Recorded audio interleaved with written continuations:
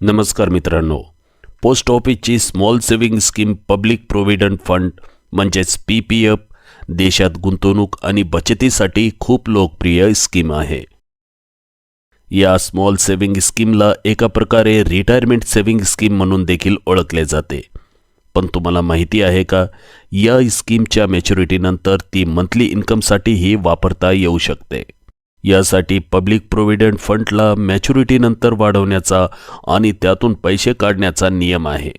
या खास नियमाचा फायदा घेऊन दरमहा 24,000 रुपये टॅक्स फ्री इन्कम मिळवता येऊ शकते.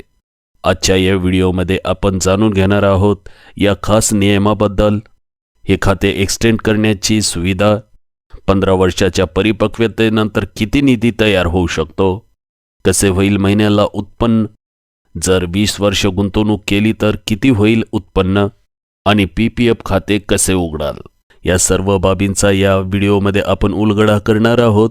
पण या अगोदर मित्रांनो, या चॅनलवर तुम्ही नवीन असाल आणि असेच नवनवीन व्हिडिओज हवे असतील तर या चॅनलला तुम्ही सबस्क्राईब करा.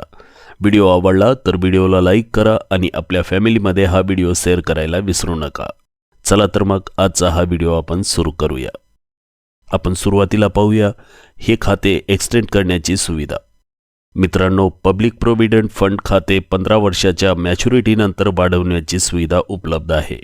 हे खाते एका वेळी 5 वर्षांसाठी पुढे वाढवता येते. म्हणजेच तुम्ही हे खाते 5 वर्षाच्या कालावधीसाठी एक्सटेंड करू शकता. जर तुम्ही 15 वर्षाच्या परिपक्वतेनंतर स्कीममध्ये गुंतवणूक सुरू ठेवत असल्यास त्या कालावधीतील क्लोजिंग बॅलन्सवर वार्षिक 7.1% दराने व्याज मिळत राहील. तसेच जर गुंतवणुकीसह खाते एक्सटेंड केले तर त्यावर पूर्वीप्रमाणे व्याजावर व्याज जोडले जाईल. जर गुंतवणुकीशिवाय स्कीम 5 वर्षासाठी एक्सटेंड केली तर तुम्ही एका वर्षात एकदाच हवे तेवढे पैसे काढू शकता.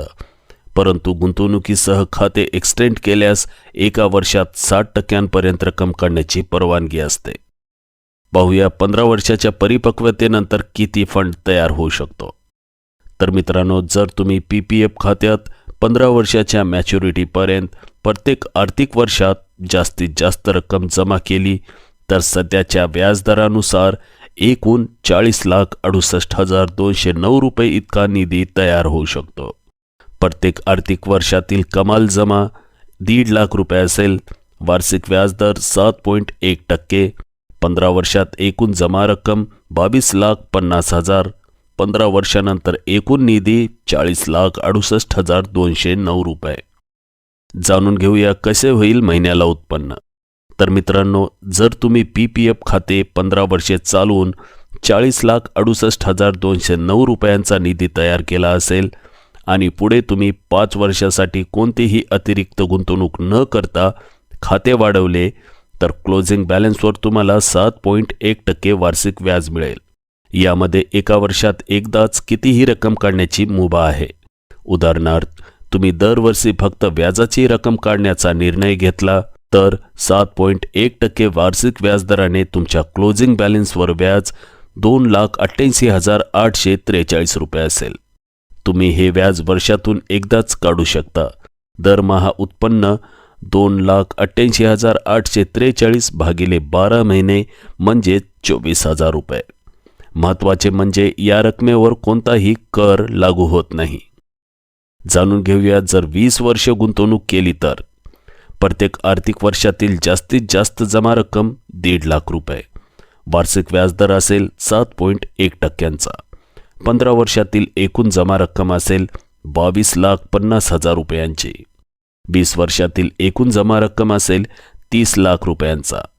20 वर्षानंतर एकूण निधी बनेल 66,58,288 रुपयांचा. आता जाणून घेऊया 20 वर्षानंतर कसे होईल महिन्याला उत्पन्न. तर मित्रांनो, वरील गणनेनुसार PPF खाते 20 वर्षे चालवल्यानंतर तुम्ही सुमारे 66,50,000 रुपयांचा निधी तयार करू शकता.